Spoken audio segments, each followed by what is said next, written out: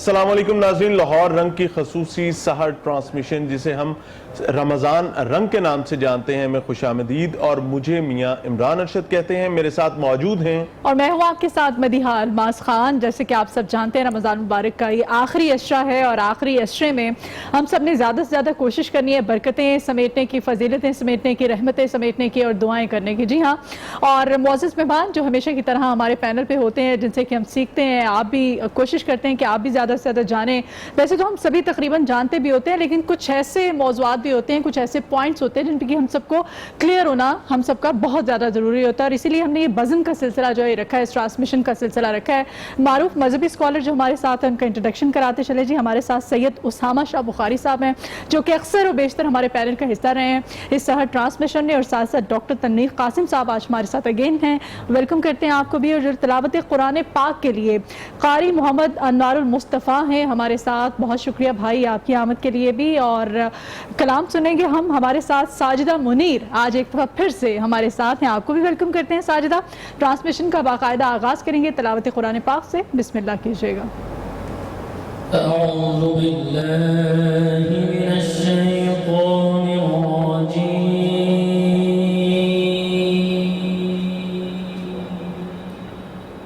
بسم اللہ الرحمن الرحیم،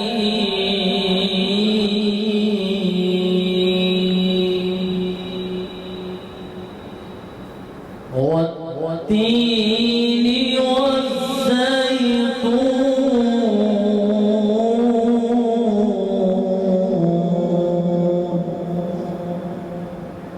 وطور سینین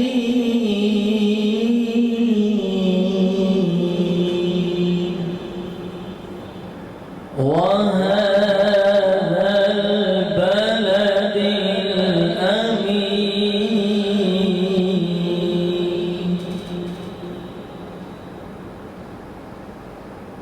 والتين والزيتون وطور سينين وهذا البلد الأمين،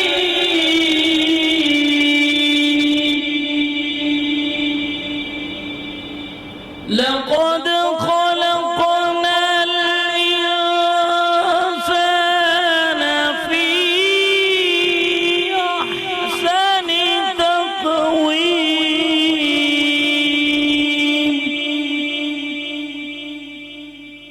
ثم رددناه أسفل سافلين،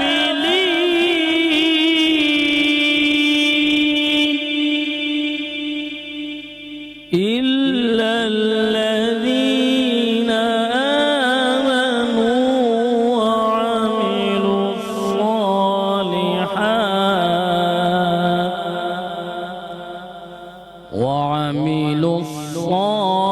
الصالحات فلهم أجر غير ممنون،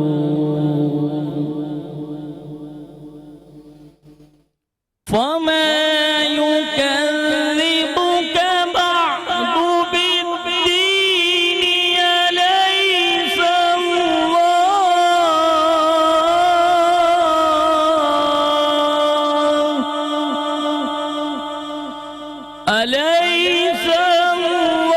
الله بأحكم الحاكمين،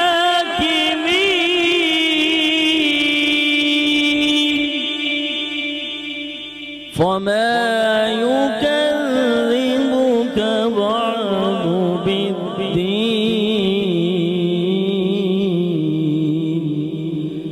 أليس الله بأحكم الحاكمين، صدق الله العظيم۔ جزاک اللہ خیر. قاری محمد انوار المصطفیٰ صاحب بہت خوبصورت انداز میں تلاوت کلام پاک پیش فرما رہے تھے اور سورہ وتین کی آیات جو ہیں انہوں نے تلاوت کی. اللہ تعالیٰ ان آیات کی تلاوت کو قبول فرمائے اور ہمیں بنیادی طور پر عمل کی توفیق عطا فرمائے. آج کے موضوع کی بات کی جائے تو آج کا موضوع ہمارا بنیادی طور پر بہت اہم ہے. ہم ہمیشہ کوشش کرتے ہیں کہ ان اہم ترین موضوعات کا انتخاب کیا جائے جن کی ہماری زندگی میں بہت ضرورت ہے. لیکن جو موضوع آج کا ہے، چونکہ یہ فتویٰ کی اہمیت اور فتویٰ کون دے سکتا ہے، فتوے کے حوالے سے ہمارا دین اسلام ہمیں کیا تعلیمات دیتا ہے، آج ہم ان کو سمجھنے کی کوشش کریں گے.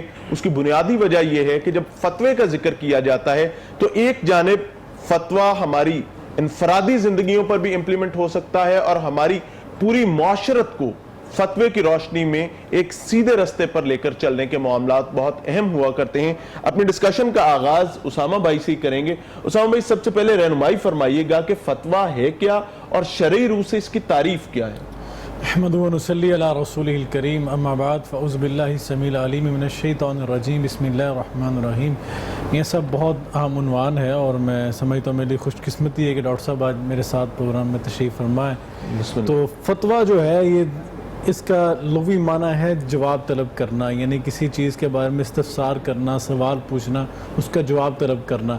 اگر اصطلاح میں اس کی تعریف ڈھونڈی جائے اور اصطلاحی اس کا معنی ڈھونڈا جائے تو دین اسلام کے حوالے سے کسی پیچیدہ مسئلہ جس کے حوالے سے کسی ایک عام انسان کو، لے مین کو اس کے حوالے سے کوئی معلومات نہ ہو تو وہ اپنا کسی عالم دین سے، کسی ایسے اسکالر سے، کسی ایسے اہل علم سے جو اس حوالے سے جانتا ہے، پہچانتا ہے اور اس واقفیت رکھتا ہے اس معاملے میں، اس حوالے سے اسے رہنمائی طلب کرتا ہے، اس کو فتویٰ کہتے ہیں. دین اسلام میں قرآن کریم میں اللہ رب العزت نے فرمایا فَاسْأَلُوا أَهْلَ الذِّكْرِ إِن كُنتُمْ لَا تَعْلَمُونَ. قرآن کریم میں اہل علم کا بھی ذکر ہوا ہے اور اہل ذکر کا بھی ذکر ہوا ہے. اب اہل علم کا درجہ جو ہے وہ نچلا ہے اور اہل ذکر کا جو درجہ ہے وہ اوپر والا درجہ ہے. اسے سپیریئر آپ کیٹیگری کہہ سکتے ہیں. قرآن کریم یہ بھی کہہ سکتا تھا فَاسْأَلُوا أَهْلَ الْعِلْمِ کہ آپ جائیں اور جا کر اہل علم سے پوچھیں. لیکن اللہ رب العزت خاص طور پہ یہاں فرما رہے ہیں کہ فَاسْأَلُوا أَهْلَ الذِّكْرِ. اہل ذکر وہ ہوتے ہیں جو علم کے ساتھ ساتھ عمل بھی رکھتے ہیں اور گہری گرپ رکھتے ہیں اور اس پہ پوری طرح عبور حاصل رکھتے ہیں اور اس مقام اس درجے پہ پہنچ جاتے ہیں کہ اس کے حوالے سے مکمل واقفیت اور اس کے حوالے سے مکمل علم رکھتے ہیں. تو اس مقام پر جب بندہ پہنچ جاتا ہے تو اسے اہل ذکر کہتے ہیں. اور فتویٰ جو ہے یہ ہر کوئی بندہ نہیں دے سکتا. فتوے کے لیے اہلیت ہوتی ہے، اس کے لیے آپ کو اس کا اہل ہونا پڑتا ہے. اللہ کا رسول صلی اللہ علیہ وسلم نے حضرت معاذ بن جبل رضی اللہ تعالیٰ عنہ کو گورنر بنا کر یمن کے لیے روانہ فرمایا. آپ جب جا رہے تھے تو اللہ کے رسول صلی اللہ علیہ وسلم سے رخصت اللہ کے رسول سے رخصت لے رہے تھے کہ اللہ کے رسول میں جا رہا ہوں. آقا علیہ السلام نے ان سے ایک بات پوچھی، استفسار فرمایا.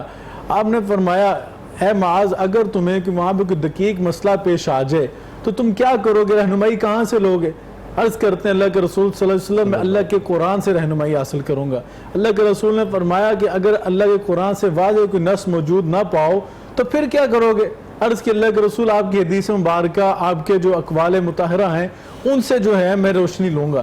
اللہ کے رسول صلی اللہ علیہ وسلم نے فرمایا اگر اس میں بھی واضح کہ تم نصوص میں سے کوئی چیز نہ پاؤ تو پھر کیا کرو گے؟ فرمایا پھر میں ان چیزوں کی روشنی میں اجتہاد کروں گا. اللہ کے رسول صلی اللہ علیہ وسلم بڑے خوش ہوئے اور سینے پہ ہاتھ مار کر دعا دی کہ اللہ نے تمہیں یہ توفیق دی کہ اللہ کے قرآن اور حدیث پیغمبر صلی اللہ علیہ وسلم کی روشنی میں تم فیصلہ کرو گے. اب بات آتی ہے کہ فتویٰ دے کون سکتا ہے، فتوے کی اہلیت کون رکھتا ہے. اس حوالے سے اہل علم کی بڑی گہری رائے ہے. فتویٰ دینا کوئی عام بات نہیں ہے. فتویٰ ہوتا ہے کسی کے عقیدے کے بارے میں آپ رائے قائم کرتے ہیں، کسی کے اسلام اور کفر کے بارے میں آپ رائے قائم کرتے ہیں. یاد رکھیے فتویٰ اور قضاء یہ دو الگ الگ چیزیں ہیں، ہمیں انہیں مکس نہیں کرنا چاہیے. ہمارے بہت سارے لوگ اسے مکس کر دیتے ہیں. فتوے کا درجہ ایک ہے، قضاء کا درجہ اوپر ہے. فتویٰ ہے آپ کسی علمی موضوع کے بارے میں آپ اس کو دلیل دے رہے ہیں قرآن و سنت سے اور یاد رکھیے یہ چیز نہیں کہ آپ فتویٰ پوچھ لیں پھر اپنی بات پہ عمل کریں، یہ صریحاً گناہ ہے۔ آپ نے جب ایک رہنمائی حاصل کر لی اللہ کے قرآن سے، اللہ کی حدیث سے، اور وہ بندہ اپنی طرف سے فتویٰ نہیں دے سکتا، وہ قرآن و سنت کی روشنی میں دے رہا، اس پہ آپ پر اس کے اوپر آپ کو عمل کرنا ہوگا، اس کے اوپر آپ پر عمل لازم ہو چکا ہے، اور قضاء اس سے اوپر والا درجہ ہے۔ قضاء آپ کی زندگی اور موت کے فیصلے کر رہا ہے قرآن کی روشنی میں، آپ کے اوپر حد لگائی جا رہی ہے، اس لیے اسے مکس بھی نہیں کرنا چاہیے۔ اور جو میں عرض کر رہا تھا کہ فتویٰ دینے کا اہل کون ہو سکتا ہے، اس کے والے سے ہماری دین اسلام میں بڑی کلیئر اور کٹ جو ہیں تعلیمات موجود ہیں۔ ایک عام ڈگری کے لیے بندہ ڈگری مکمل کرتا ہے، اسپیشلائزیشن کرتا ہے، ہاؤس جاب کرتا ہے۔ اگر ایک ڈاکٹر MBBS کر رہا ہے تو اس کے بعد ہاؤس جاب کرے گا، وہ سینئر ڈاکٹر کے ساتھ بیٹھے گا، پریکٹس کرے گا، پھر جا کے اپنا کلینک کھولنے کا اہل ہوگا۔ ایک لائر ہے وہ بھی اسی طرح کرتا ہے، پہلے سینئر وکیل کے ساتھ بیٹھتا ہے، پریکٹس کرتا ہے، پھر جا کے اپنا چیمبر کھول سکتا ہے۔ اسی طرح دین اسلام کی مکمل تعلیمات لے کر علوم قرآن، علوم الحدیث، علوم التفسیر، علم البیان، علم المعانی، اور خاص طور پہ آپ فقہ کا علم حاصل کرنے کے بعد اور دین کے تمام علوم جو ہیں، تمام اس کے اندر فن ہیں، ان کو پڑھنے کے بعد تخصص کرتے ہیں۔ اب جو ہماری بڑی یونیورسٹی ہیں، ڈاکٹر صاحب ایک یونیورسٹی میں پڑھاتے ہیں ماشاءاللہ، تو ان کو معلوم ہے، بخوبی جانتے ہیں الحمدللہ، ان کے شاگرد پوری پاکستان میں باہر میں موجود ہیں کہ ہمارے ہاں ڈپارٹمنٹس موجود ہوتے ہیں۔ یہ کلیت القرآن ہے، یہاں پہ قرآن کی تجوید اور علوم القرآن پڑھائے جائیں گے۔ یہ کلیت التفسیر ہے، اس میں تفسیر پڑھائی جائے گی۔ یہ کلیت الحدیث ہے، یہاں پہ حدیث پڑھائی جائے گی۔ کلیت الفقہ ہے، اور یہ کلیت الشریعہ ہے، یہاں شریعت الفقہ پڑھائی جائے گی۔ اس طرح جب بندہ مختلف ڈپارٹمنٹس میں نکل کر آگے تخصص کرتا ہے، اور تخصص کے بعد آپ ایک سینئر عالم دین کے ساتھ بیٹھتے ہیں، مسائل کو پڑھتے ہیں، تمام مذاہب کے مسائل کو پڑھنے کے بعد استنباط کرتے ہیں کہ کیا میرا جو مسئلہ بیان کر رہا ہوں، میں فتویٰ دے رہا ہوں، کیا کسی سے متصادم تو نہیں ہے؟ اگر دے رہا ہوں تو قرآن و سنت کی کس آیت اور کس حدیث کی روشنی میں دے رہا ہوں؟ کیا میری بات قرآن کی آیت اور حدیث پیغمبر کے متصادم تو نہیں ہے؟ یہ بڑا سینسٹیو ایشو ہے، سینسٹیو معاملہ ہے۔ اور یہ جب اگر کوئی معاملہ لے کے کوئی مسئلہ لے کے جاتا ہے تو اس پر کس طرح سے یہ فیصلہ کیا جاتا ہے، اس بارے میں بھی آپ سے جانیں گے۔ ڈاکٹر صاحب کو بھی شامل گفتگو کرتے ہیں، ان سے بھی جانیں۔ تو ڈاکٹر صاحب، فتویٰ جو ہے بیسیکلی اس کے معنی کیا ہیں، کن معنوں میں اس کو لیا جاتا ہے؟ جس طرح اسامہ صاحب نے فرمایا کہ سوال کی صورت میں جواب طلب کرنا، ٹھیک ہے، کسی تشنگی کو دور کرنے کے لیے سوال کرنا، اور وہ شرعی بھی ہو سکتے ہیں، وہ غیر شرعی بھی ہو سکتے ہیں، لیکن بعد میں فتوے کا لفظ ہر اس جواب اور ہر اس فیصلے کے ساتھ منسلک ہو گیا جو شریعت کے ساتھ جڑے ہوئے ہیں۔ اچھا، اس سے پہلے ہم تھوڑا سا اسلام کے مزاج کی ہم بات کریں گے۔ نبی علیہ السلام دنیا کے سب سے پہلے اسلامی ریاست کے سربراہ ہیں۔ نبی علیہ السلام کے دور میں وہ براہ راست ان چیزوں کی رہنمائی کرتے تھے، اور ہر قدم پہ رہنمائی کرتے تھے۔ وہ عبادات کا معاملہ ہو، وہ معاملات کا معاملہ ہو، وہ آداب معاشرت کا معاملہ ہو، وہ اخلاق حسنہ سے جڑے ہوئے مسائل ہوں، آداب معاشرت ہوں، یعنی آپ ایک کامل نمونہ تھے اس ریاست میں تمام مسلمانوں کے لیے۔ لہٰذا وہاں پہ کسی کو کوئی ایسی الجھن یا ایسی کوئی تشنگی یا کوئی ایسی پرابلم جو براہ راست ان سے رہنمائی لینے کی صورت میں ان کو کوئی مسائل پیش آ رہے ہوں، ایسی صورت نہیں تھی۔ نبی علیہ السلام کے بعد جس طرح معاذ بن جبل کی بات کی گئی، بڑا خوبصورت جواب دیا معاذ بن جبل نے کہ میں اجتہاد کروں گا، میں قیاس کروں گا، اور ارد گرد کے حالات کے مطابق جو ایک پیچیدہ اور جو ایک پیش آمدہ مسائل ہوں گے میں اس کی روشنی میں اس کا حل کروں گا۔ اچھا، آج کے زمانے میں یہ جتنا سینسٹیو ہے اور جتنا حساس معاملہ ہے، اتنی ہی بدقسمتی کی بات ہے کہ ہم اس کو بہت ہی ایک عامیانہ انداز میں ایک لائٹلی اس کو لیتے ہیں، اور خاص طور پر فرقہ وارانہ ایک تناؤ میں اور فقہی اور فروعی اختلافات کے ماحول میں ہم بہت بے باک واقع ہوئے ہیں کسی ایشو کے اوپر رائے قائم کرنے کے حوالے سے۔ اس سے بہت زیادہ مسائل اور پیچیدگیاں پیدا ہوتی ہیں۔ آج کل ویسے کہا جاتا ہے کہ یہ گوگل بھی ایک مفتی ہے، مفتی گوگل صاحب، یہ بات کی جاتی ہے، یعنی ہم نے جو ماخذ ہیں، جو سورس ہیں کسی بھی چیز کی ایتھینٹسٹی کے لیے، وہ ظاہر قرآن اور حدیث ہے۔ اچھا، اس کے بعد فقہی بصیرت، ایک تدبر اور ایک ہر لحاظ سے جس بھی علاقے میں جو بھی مسئلہ درپیش آیا ہے، سوسائٹی کے ماحول کو دیکھنا، اس کی جغرافیائی صورتحال کو دیکھنا، لوگوں کے رجحانات کو دیکھنا، وہاں کے موسمی تغیرات کو دیکھنا، یعنی جو بھی ایک مسئلہ درپیش کسی بھی سوسائٹی میں جو الجھن کی صورت میں آیا ہے، وہ جو مفتی ہے اس کے اندر کم از کم یہ بصیرت ہو کہ وہ مزاج شناس ہو، وہ دنیا کے مزاج کو سمجھتا ہو، وہ لوگوں کے رجحانات کو سمجھتا ہو، وہ صرف ایک کتابی علم کی بنیاد پہ ایک دو ٹوک رائے قائم نہ کرنے والا ہو، یعنی دنیاوی معاملات اور دنیاوی سچویشنز کو بھی ساتھ دیکھا جائے، ساتھ لے کے چلے۔ اس کی وجہ پتہ کیا ہے؟ فتویٰ ہوتا ہی پیچیدہ اور پیش آمدہ مسائل کے تناظر میں بے شک جی، مثلا آپ دیکھیں نا، ارکان اسلام ہیں، مثلا کتنی رخصتیں ہیں شریعت نے دی نماز کے حوالے سے۔ آپ دیکھیں رمضان میں ہم نے کہا کہ اگر کوئی مریض ہے، وہ کوئی مسافر ہے، کوئی بیمار ہے، اس کے لیے کتنی رخصتیں ہیں۔ بالکل اچھا، بعض دفعہ ایسے نئے پیچیدہ مسائل پیش آ جاتے ہیں کہ روزے کے دوران جو اس کی پابندیاں ہیں، جو اس کے آداب ہیں، اور جو اس کے جو احترام کے حوالے سے تعلیمات ہیں، بعض دفعہ وہ خلاف ورزی کر دیتا ہے، اور ایسی خلاف ورزی کر دیتا ہے کہ وہ الجھن کا شکار ہو جاتا ہے کہ یار پتہ نہیں میرا روزہ قبول ہوگا یا نہیں ہوگا۔ تو اس طرح کے جو پیچیدہ اور الجھے ہوئے مسائل ہیں، اس کے حوالے سے رہنمائی لینے کے لیے ہم فتویٰ لینے کی ایک کوشش کرتے ہیں۔ بالکل۔ اچھا، اب دیکھیں، میں نے جس طرح پہلے کہا کہ ہمارے ہاں چونکہ فرقہ وارانہ تناؤ بہت زیادہ ہے، مذہبی جماعتیں فقہی بنیاد پہ، فروعی اختلافات کی بنیاد پہ ہر بندے کی کوشش ہوتی ہے کہ مجھے اپنی فقہ سے ریلیف مل جائے، بالکل اور مجھے ریلیف مل جائے۔ اب آپ طلاق کی جو بات کر رہے تھے، طلاق ایک بڑا الجھا ہوا مسئلہ ہے۔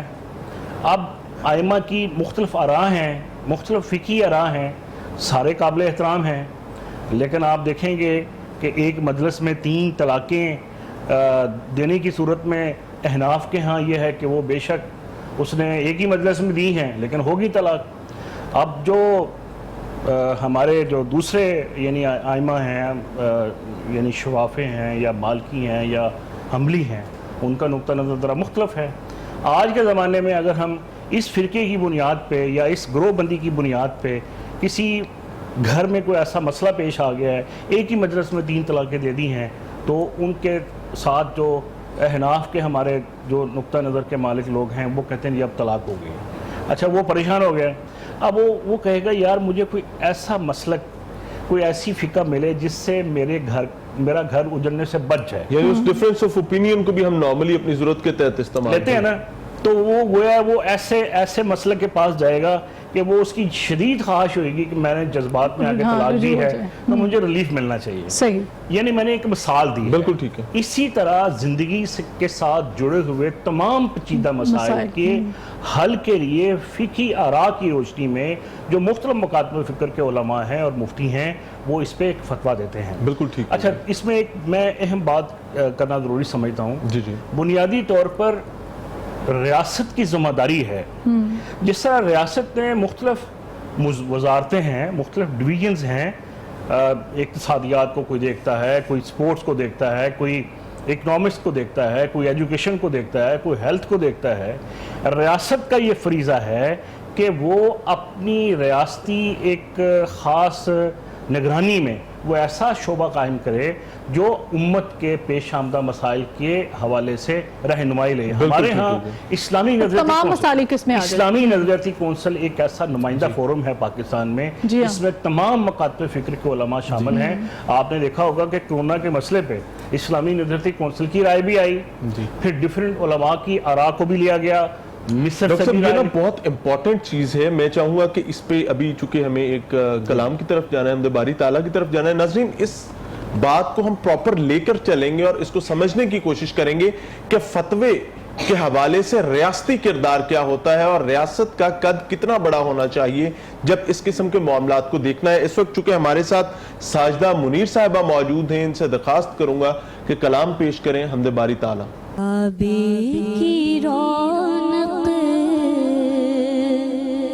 کعبے کا منظر، کعبے کی رونق، کعبے کا منظر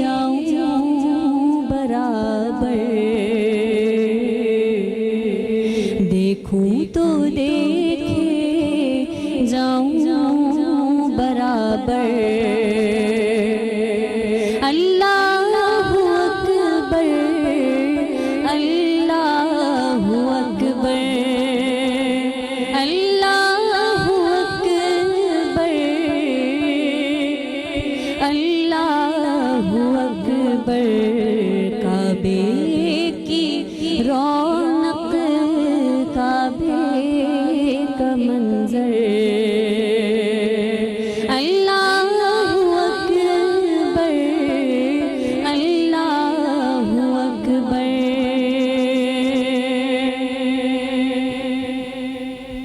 حمد خدا سے تر ہے زبانیں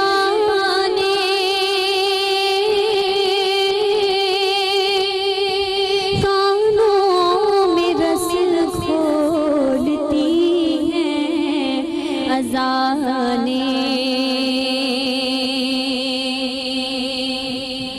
حمد خدا سے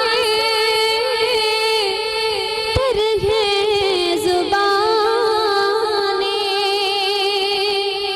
کانوں میں رس کھولتی ہیں اذانیں بس ایک صدا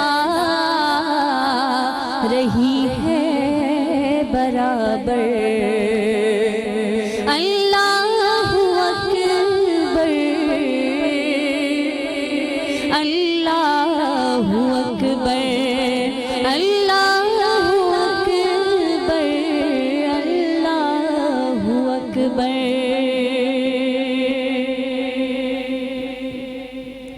یاد آ گئی جب اپنی خطائیں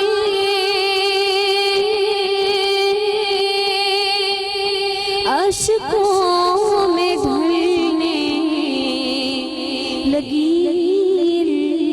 التجائیں یاد آ گئی جب اپنی خطائیں اشکوں میں ڈھلنے لگی التجائیں رویا غلاف کعبہ پکڑ کر رویا غلاف کعبہ پکڑ کر اللہ اکبر اللہ اکبر اللہ اکبر اللہ اکبر کعبے کی رونق کعبے کا منظر اللہ اکبر اللہ اکبر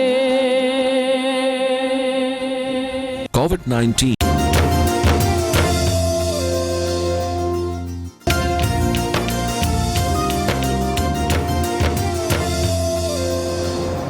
ویلکم بیک ناظرین. بریک میں جوائن کیا ہے سید مدثر کاظمی نعت خواں ہیں. ان سے خوبصورت سا کلام سنتے ہیں پھر موضوع کی طرف بڑھتے ہیں. یا نبی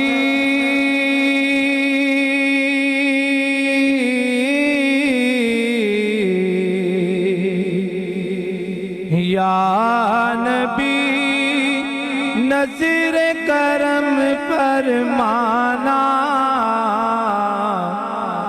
یا نبی نظر کرم فرمانا اے حسنین کے نانا اے حسنین کے نانا اے حسنین کے نانا اے حسنین کے نانا زہرا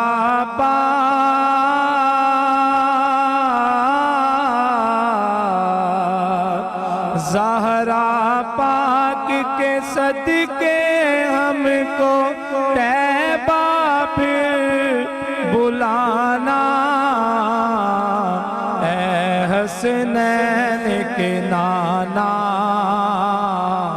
اے حسنین کے نانا، سج گئی ہے میلاد کی محفل، کیا ہے خوب نظارہ، کیف و مستی میں ڈوبا ہے دیکھو عالم سارا، سج گئی ہے میلاد کی محفل، کیا ہے خوب نظارہ، کیف و مستی میں ڈوبا ہے دیکھو عالم سارا، ڈھونڈ رہی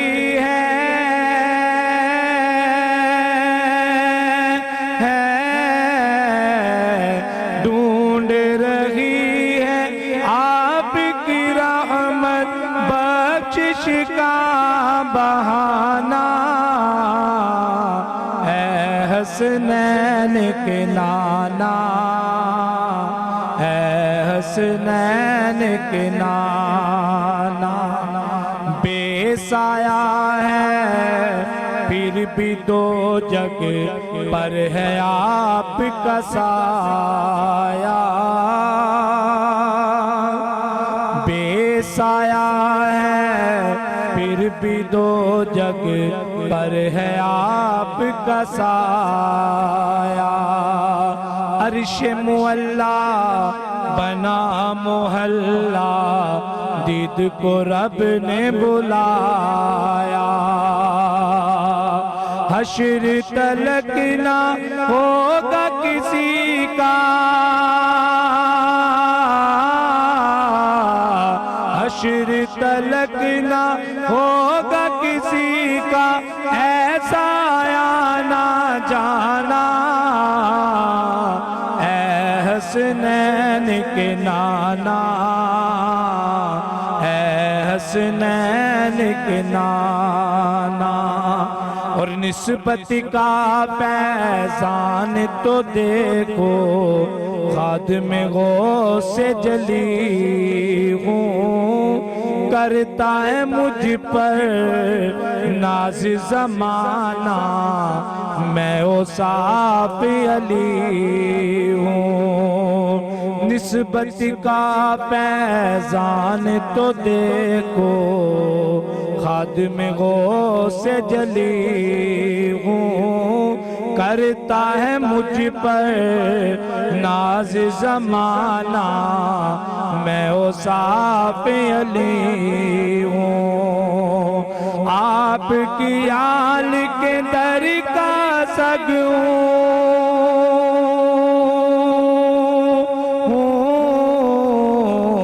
آپ کی آل کے در کا سگ ہوں، اور سائل ہوں پرانا، اے حسنین کے نانا، اے حسنین کے نانا، یا نبی نظر کرم فرمانا، اے حسنین کے نانا، اے حسنین کے نانا۔ جزاک اللہ، ماشاء اللہ ماشاء اللہ، بہت شکریہ بھائی اس بزم کا حصہ بننے کے لیے۔ سید مدثر قاسمی صاحب تھے جی، بہت ہی خوبصورت کلام پڑھا آپ نے، اور آج کے موضوع کی طرف آتے ہیں۔ فتویٰ پر بات ہو رہی ہے، اسامہ بھائی سے جانتے ہیں۔ اسامہ بھائی، کچھ عورت کے بارے میں ہم ڈسکس کر لیتے ہیں۔ عورت جو ہے کیا دین اسلام میں مفتی یا پھر قاضی بن سکتی ہے، اور کیا فتویٰ جو ہے وہ جاری کر سکتی ہے؟ بسم اللہ الرحمن الرحیم، بہت اہم سوال ہے آج کے موضوع کے حوالے سے۔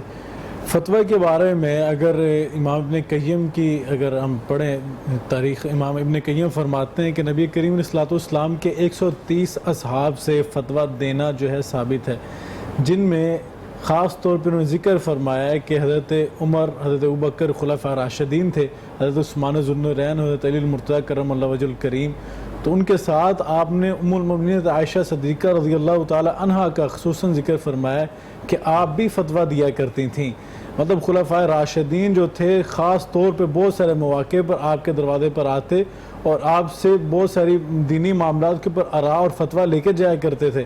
آپ اپنی دینی رائے اور فتویٰ قائم فرمایا کرتی تھی. اس سے ثابت ہوتا ہے کہ ایک خاتون اگر صاحب علم ہے اور اس منہج پر اس مسند پر وہ براجمان ہے کہ ان کا علم اتنا پختہ ہے, وہ ضرور فتویٰ دے سکتی ہیں. اور قاضی کے والے سے اگر قاضی کی, کیونکہ خواتین کے کچھ خصوصی مسائل ہیں, کوئی خاص مسائل ہیں, ان کے والے سے اگر کوئی گرپ رکھتا ہے, کوئی ان مسائل کے اوپر اپنی علمی جو ہے میں سمجھتا ہوں گرپ رکھتا ہے, تو وہ قاضی بھی ہو سکتی ہے. اس میں دین اسلام میں کوئی ممانعت نہیں ہے. اسلام کی تاریخ میں بہت ساری خواتین قاضی بھی رہی ہیں اور فتویٰ بھی دی ہے خواتین نے. اور اس کے ساتھ ساتھ اگر بات کریں ہم دین اسلام میں, کیونکہ علم حاصل کرنے پہ تو قید ہی کوئی نہیں لگائی, بلکہ علم حاصل کرنا مرد اور عورت دونوں پر فرض قرار دے دیا گیا, لازم قرار دے دیا گیا. تو جتنا مرد کے اوپر لازم ہے اتنا ہی خاتون کے اوپر لازم ہے. یعنی اس ضمن میں جینڈر مانے نہیں رکھتا, علم اور اس کی عملداری جو ہے وہ مانے رکھتی ہے. ایک ضمنی سوال کرنا چاہوں گا فتوے کے حوالے سے ہی کہ نارملی ہم سوشل میڈیا پہ دیکھتے ہیں, اپنی نجی ملاقاتوں میں دیکھ رہے ہوتے ہیں کہ ہم ڈسکشن میں ایک بحث شامل کر لیتے ہیں اور اس بحث میں کسی ایک فتوے کو ہتھوڑا بنا کر باقیوں کے سر پہ مارنے کی کوشش کرتے ہیں. سمجھنا یہ چاہیں گے اصلاح کی خاطر کہ کیا ایک علاقے سے جاری ہونے والا فتویٰ پوری امت پر نافذ ہو سکتا ہے؟ اس میں مختلف کلچرز ہیں, مختلف موسم ہیں اور مختلف قسم کے جغرافیائی معاملات ہیں. اس پہ رہنمائی فرمائیں. دیکھیں میاں صاحب, بہت میں سمجھتا ہوں اسے نازک معاملہ ہے فتویٰ کے معاملے میں. فتویٰ جب دیتا ہے انسان تو حالات, واقعات, کلچر اور موسم اور یہ سارے معاملات جو ہیں ان کو دیکھ کے اس کے بعد انسان ایک فتویٰ دیتا ہے قرآن و سنت کی روشنی کے اندر. کیونکہ امام نے کہیں فرماتے ہیں جب بندہ فتویٰ لکھ رہا ہوتا ہے تو دستخط جب بندہ کرتا ہے تو یاد رکھے کہ اللہ رب العزت کے نائب کی حیثیت سے وہ دستخط کر رہا ہوتا ہے, کیونکہ معمولی معاملہ نہیں ہے. تو اور اس حوالے سے امام نے کہیں فرماتے ہیں کہ اتنی بڑی وعید ہے کہ کوئی بات اس میں چھپانی نہیں چاہیے, بڑی سریعاً آپ کو کسی سے شرم نہیں کرنی, آپ نے حلال اور حرام کا معاملہ کرنا ہے. مطلب طلاق کا معاملہ آپ کر رہے ہیں, اگر آپ اس کے اندر ذاتی رائے شامل کر دیتے ہیں, ایک عورت مرد کے لیے حرام ہوگی, آپ اس کو حلال کر دیں گے تو ذمہ آپ کے سر کے اوپر ہے. اور اگر ایک عورت حلال آپ اس کو حرام کر رہے ہیں, اس کے اوپر اس کا معاملہ بھی آپ کے سر کے اوپر ہے. جو آپ نے سوال کیا بڑا اہم ہے کہ اگر ایک علاقے کے اندر ایک فتویٰ دیا جا رہا ہے, کیا اس کو دوسری جگہ امپلیمنٹ کیا جا سکتا ہے؟ اس کے اندر حالات و واقعات کو دیکھنا ہوگا. بہت سارے مسائل ایسے ہیں جن میں عمومی طور پہ فتویٰ جو ہے چل جاتا ہے, لیکن بہت سارے معاملات ایسے بھی ہیں جن میں خصوصی طور پہ فتویٰ کسی خاص علاقے, کسی خاص اوکیزن اور کسی خاص مسئلے کے اوپر دیا جاتا ہے. اس فتوے کو آپ مولڈ کر کے یا اپنی ذاتی رائے کو سامنے رکھتے ہوئے ذاتی پسند کے اوپر کسی کے اوپر جا کر ہم جس طرح اپنی عام زبان کے جڑنا نہیں چاہیے ہمیں, اور کسی پہ امپوز نہیں کرنا چاہیے اس فتوے کو. کیونکہ نبی کریم صلی اللہ علیہ وسلم نے فرمایا, قرب قیامت کی جو نشانیاں آپ نے بیان فرمائی ہیں اس میں آپ نے بڑی نشانی یہ بیان فرمائی کہ جو آج ہمارا المیہ بن چکا ہے کہ ہم دیکھتے ہیں گلی گلی محلے والے میں مفتی بیٹھے ہوئے ہیں. آقا علیہ السلام نے فرمایا تھا, کیونکہ میں اختلاف اس بات پہ نہیں ہو سکتا کیونکہ آقا علیہ السلام کی زبان مبارکہ سے نکلی حدیث مبارکہ, آپ نے فرمایا تھا اتخذ الناس رؤوسا جہالا فاذا سئلوا فافتوا بغیر علم فاضلوا واضلوا. قیامت کے نزدیک بہت سارے لوگ ایسے ہوں گے کہ جب ان سے سوال کیا جائے گا تو وہ سوال کا جواب جو ہے وہ نہیں دے پائیں گے. فَإِذَا سُئِلُوا فَأَفْتَوْا بِغَيْرِ عِلْمٍ, ان کے پاس علم ہی نہیں ہوگا اور بغیر علم کے وہ سوال کا جواب دیں گے, فتویٰ دیں گے. یعنی کہ تو نتیجہ کیا نکلے گا, رزلٹ یہ نکلے گا فَأَضَلُّوا وَأَضَلُّوا, خود بھی گمراہ ہوں گے اور اپنے ساتھ دوسروں کو بھی گمراہ کریں گے.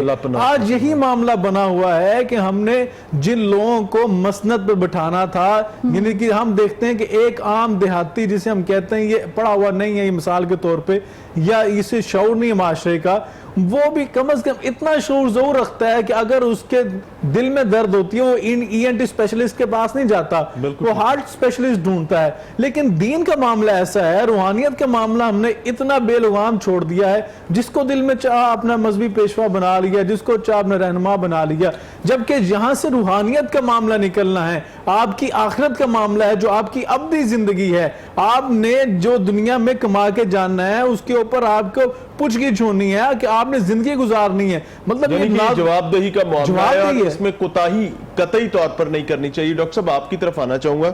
اسامہ بھائی نے بہت اچھے طریقے سے ایکسپلین کیا دو سوال کرنا چاہوں گا اسی ڈسکشن کو ٹو کرتے ہوئے کہ کیا فتویٰ وقت کی قید سے آزاد ہے یا سچویشن بدل گئی؟ ایک ہی علاقہ ہے، ایک ہی سچویشن ہے، موسم بھی ویسے ہیں، جغرافیائی حدود بھی ویسے ہی ہیں، کیونکہ ابھی کرونا کرائسس میں ہم نے دیکھا بہت ساری چیزیں چینج ہوئی.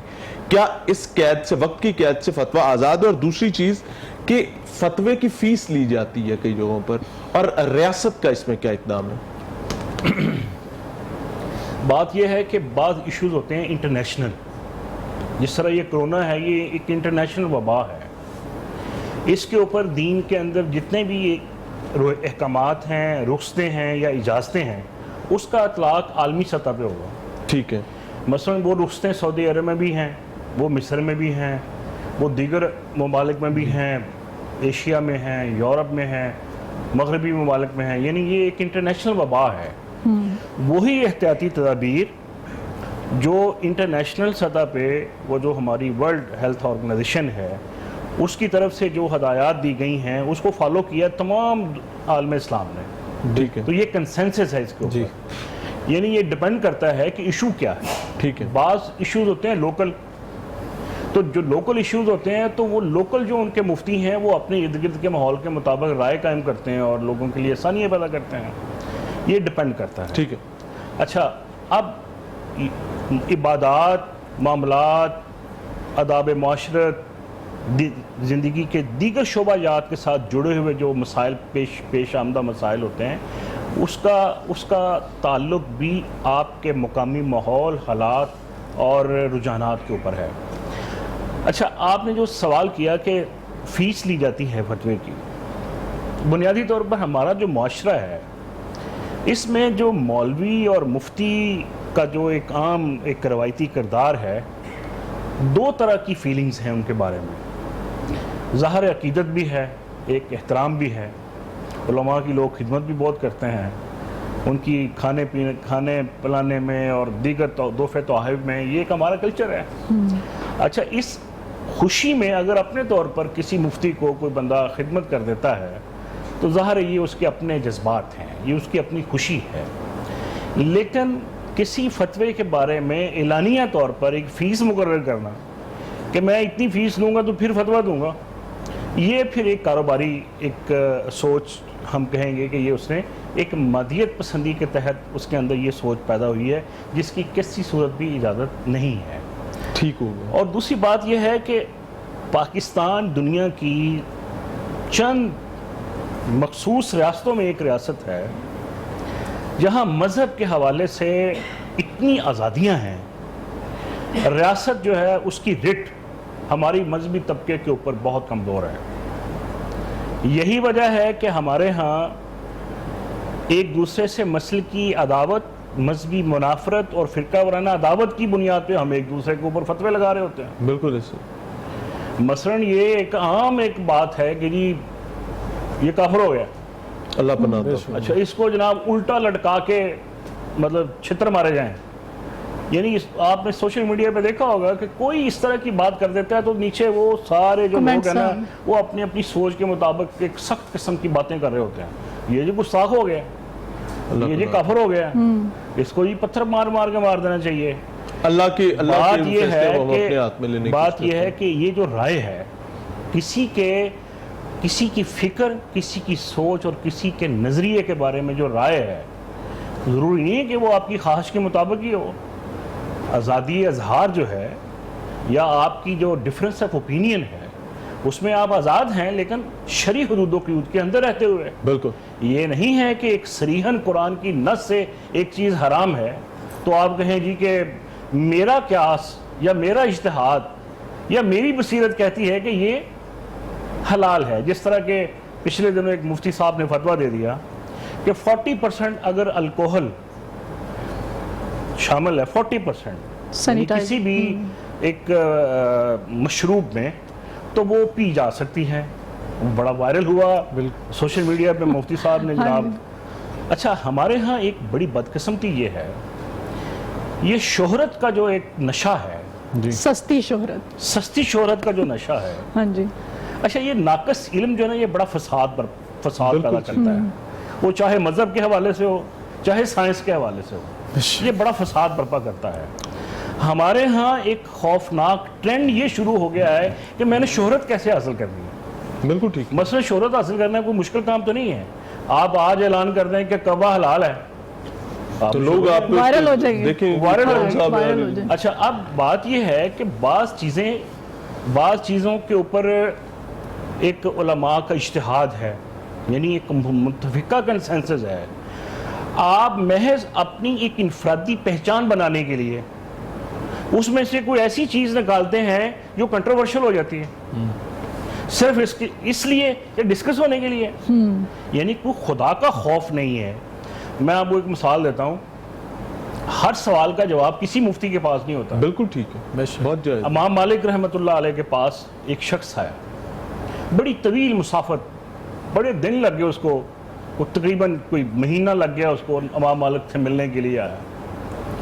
امام مالک سے کہتا ہے کہ امام صاحب میں آپ سے دین کے بارے میں اور دیگر امور کے بارے میں 40 سوالات لے کے آیا ہوں, تو مجھے اس کا جواب چاہیے. امام مالک نے کہا کہ آپ کے ان 40 سوالات کے جواب میں سے میرے پاس صرف 4 سوالوں کے جواب ہیں. اللہ, یعنی یہ اس پہ کوئی برا بھی نہیں منایا. 36 سوالوں کے جواب کے بارے میں خاموشی اختیار کی, کہا میں نہیں رہ دے سکتا. تو آج دیکھ لیں آپ, سوال کر کے دیکھیں جواب ایسے لائن لگ جاتی ہے, اور کوئی اجتہادی بصیرت نہیں ہے, کوئی فقہی بصیرت نہیں ہے, کوئی خوف خدا نہیں ہے. صرف سستی شہرت حاصل کرنے کے لیے ہم نے دکانیں کھولی ہوئی ہیں. سر ساری چیزیں ٹھیک ہو گئی. میں یہ سمجھنا چاہوں گا کہ اس کا مطلب یہ ہے کہ اگر کوئی بھی انڈیویجول کسی بھی طبقے سے اٹھتا ہے اور اپنی شہرت کے لیے, اپنے نام کے لیے کوئی ایک ایسا ایکٹ کر دیتا ہے جس سے پوری سوسائٹی میں کیوس پیدا ہو جاتا ہے, ریاست کا کیا کام ہے؟ کیا فتوی کا معاملات ریاست کی ذمہ داری نہیں بن جاتی؟ یہ آپ جو پہلے بھی میں نے گفتگو کے آغاز میں کہا کہ پاکستان میں یہ ہماری بدقسمتی ہے کہ یہاں مذہبی اجارہ داریاں, مذہبی طبقہ ایک ضرورت سے زیادہ ایکسپلائٹ کرتا ہے ڈیفرنٹ ایشوز کے اوپر, اور حکومت کو بلیک میل بھی کرتا ہے. سر حکومتوں کو بلیک میل پھر نہیں ہونا چاہیے. نہیں, میں عرض کر رہا ہوں نا, یہ ریاست کی کمزوری ہے. ریاست کو ذمہ دارانہ کردار ادا کرنا چاہیے, ریاست کو اپنی ریٹ قائم کرنی چاہیے بلا تفریق نسل و مذہب.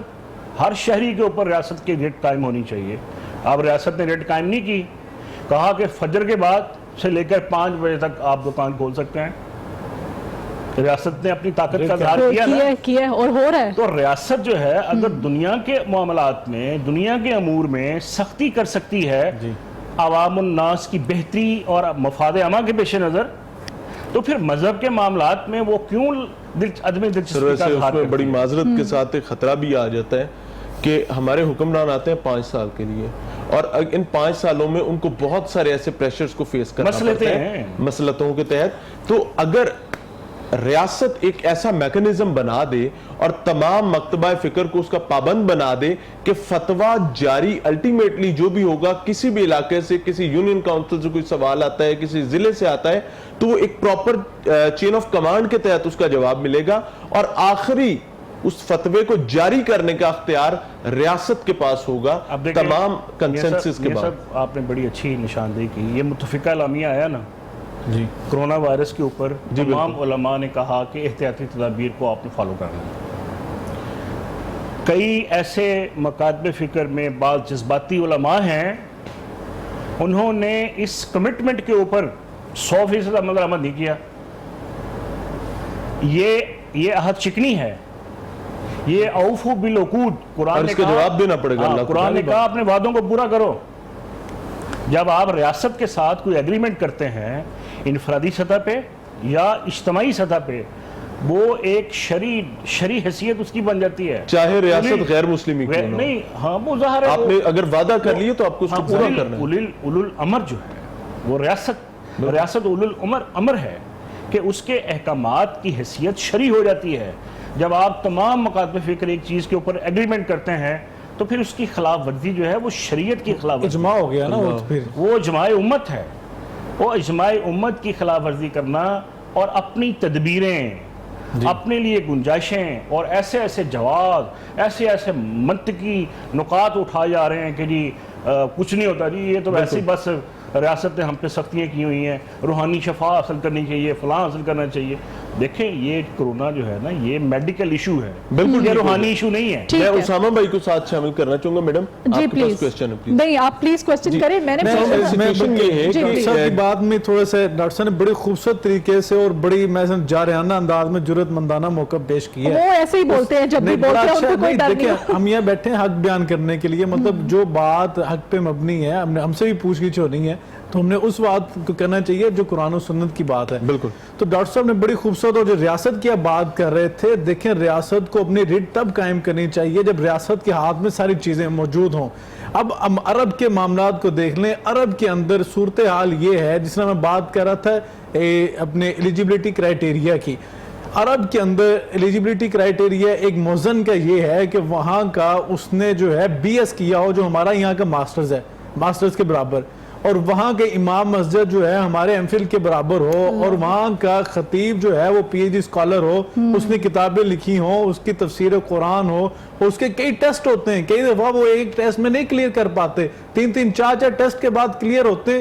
پھر بھی ریاست کی نگرانی میں کبار علماء کمیٹی ہوتی ہے جو بیٹھ کے آپ کو ہفتے کی بیسس کے اوپر ہر جمعے آپ کو جمعہ ریٹن فارم میں دے کے جاتے ہیں کہ یہ ریٹن جمعہ جو ہے خطبہ جمعہ یہ آپ نے دائیں بائیں نہیں ہوں گا. اسے دائیں بائیں نہیں. اس کی وجہ کیا ہے؟ اس کی وجہ یہ ہے کہ وہاں پہ بھی انتشار نہیں آتا, وہاں خلف شعار نہیں آتا. جب پڑھے لکھے لوگ آپ کے ممبر و محراب کے وارث ہوں گے, صرف 4-5 کیسٹیں سن کے یا کسی عالم دین کی 5-6 کیسٹیں یاد کر کے آپ مفتی اسکالر لاما نہیں بن سکتے معذرت کے ساتھ. یہ دین کا معاملہ ہے, آپ نے لوگوں کی روحانی تربیت کرنا ہے, آپ نے ممبر رسول میں بیٹھ کر اللہ کے قرآن اور اس کے رسول کی سنت کو سنانا ہے اور اس کے اندر سے مسائل کا استنباط کرنا ہے.